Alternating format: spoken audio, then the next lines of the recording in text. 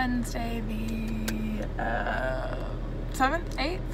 Wednesday the 8th. Wednesday the 8th of December.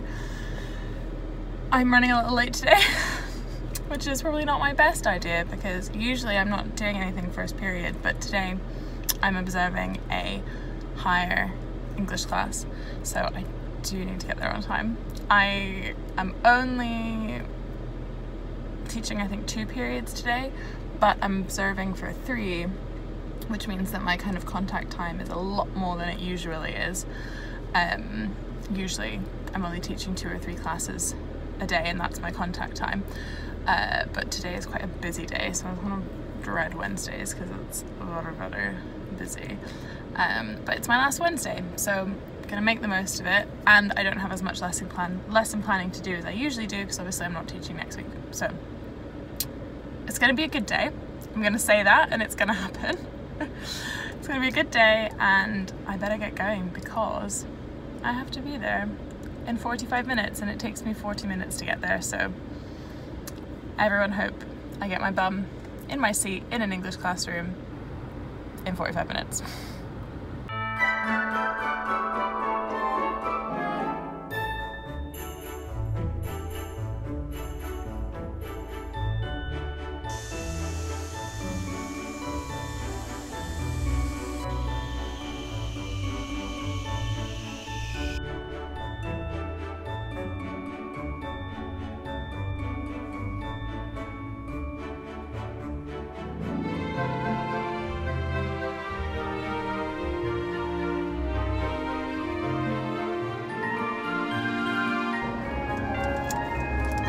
End of the day. It's the end of Wednesday. I finished my last Wednesday of my placement. I'm incredibly warm because I just taught a very chaotic lesson trying to instruct 30 11-year-olds on laptops that don't work very well during an already usually quite chaotic time. So that was fun. My face is like a tomato, but I've managed to get away a little early, so I can hopefully beat the traffic, which will be good. And I'm gonna go home, and I honestly don't have any plans for when I get home. I'm just gonna have a little cozy evening in. It's weird because I've not got, usually I'd have work to do for the next week of school, but I'm not teaching, so I realized today that I think I've done everything I need to do. I've done all my kind of documents for the placement and whatever, so I just get to hang, which will be really nice. Maybe not that interesting for you to watch, but nice for me to experience, which ultimately is the point. So I will catch you later when I'm doing whatever I'm doing, but now I'm gonna drive home. I've started reading in school today in my breaks this book called The Skillful Teacher, which was on our recommended reading list for our classes next week, and it's actually really good. I'm enjoying it. It's meant for like college teachers, but I quite like thinking of myself as a college teacher, even though I'm training to be a high school teacher. But you know, I think there's a lot there I could benefit from, and obviously they think there's stuff that we could benefit from because they put it on our reading list for a group of high school teachers. So I found that there's an audiobook for it on Scribd, so I may listen to that audiobook on my way back. I may listen to something less professional and more fun, but yeah, I'm gonna see. And I'll catch you later. Bye bye. Bye bye.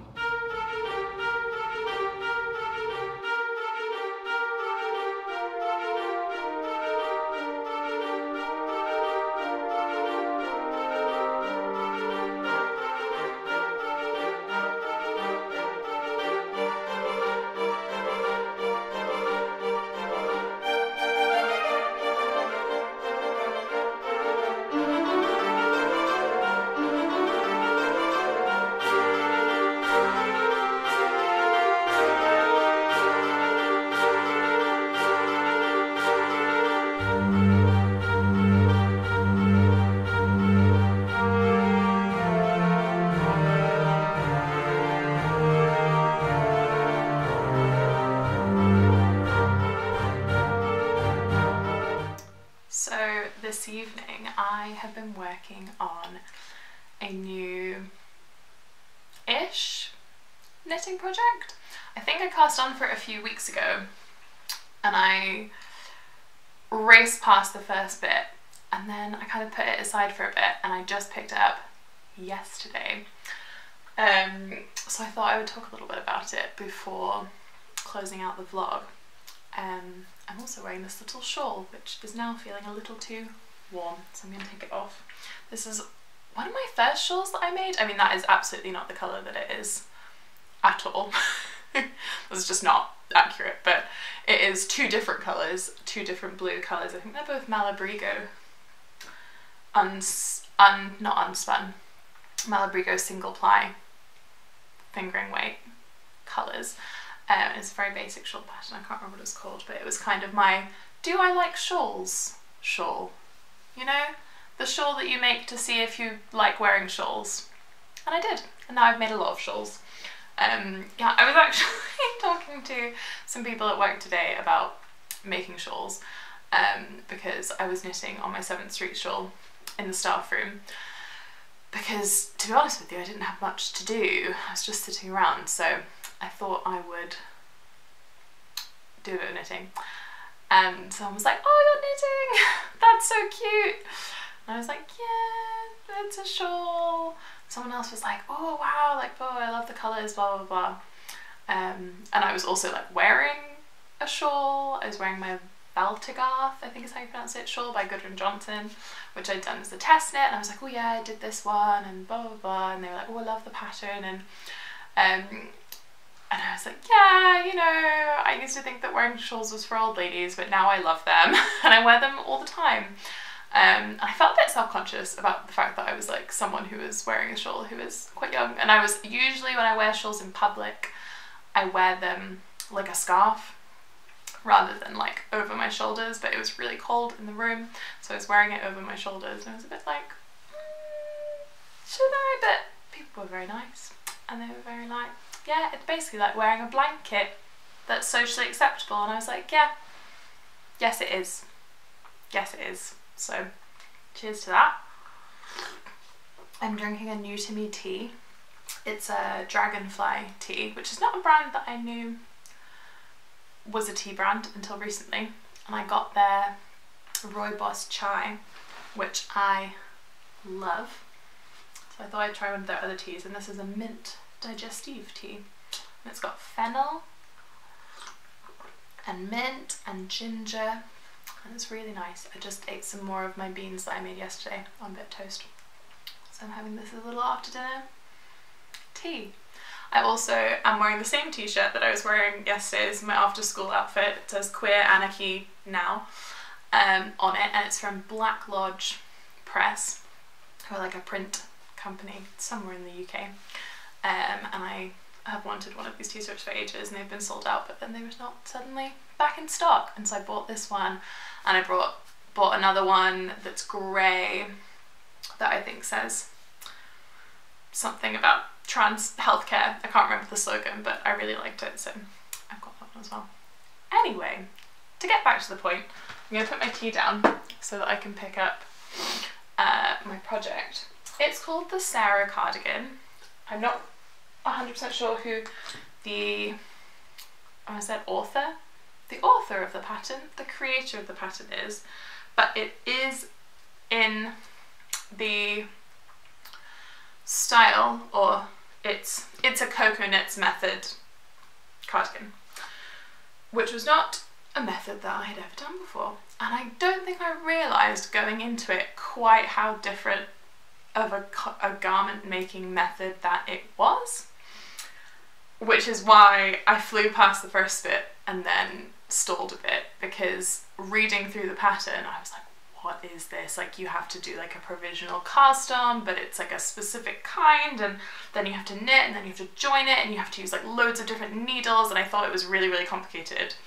But yesterday I was like fancying something a little bit complicated, and I looked up all the videos for how to do it, and I like really put my mind to it, and it actually wasn't that complicated. I think once you see something visually, it makes a lot more sense than like reading through the pattern. I was like, what is this? Anyway, I'll show you what I've got so far. So this was the back. I'm going to try and show you. It was just this section. You start at the top, and then you kind of work out and do increases up to here where there's a little stitch marker, and then you knit straight down. So this is like the back up until the like the underarm here. So, and then you put the stitches on, just on a wire with stoppers. They put them on hold, because I'd imagine it's going to all join together and then continue knitting down. So then what you have to do is do a provisional cast on, but it's Judy's Magic cast on, which is like if you've ever done a toe up sock. And I don't want to say, I want to talk through what I've done, but I also don't obviously want to give away the pattern because it is a paid for pattern. But I will explain that much, that you do, I was thrown because I was like, that's for like toe up socks, like that's not a provisional cast on, that's a like whatever. But, and also the videos are free and available, so the videos do demonstrate this, but in the video it's like, oh, you do it as if for a toe up sock, and then you just keep knitting on one side. Instead of if you're doing a toe up sock, you would obviously knit both sides, but you just knit on one side, and then you have a provisional cast on here, which is mind blown. I'm never going to do a provisional cast on any other way,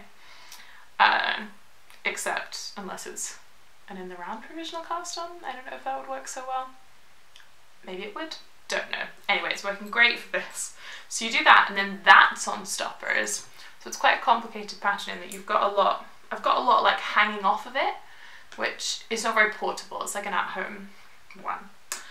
So you do that, and then you knit a bit, and that's the collar. So that, I guess, eventually will be sewn onto here, which is the back.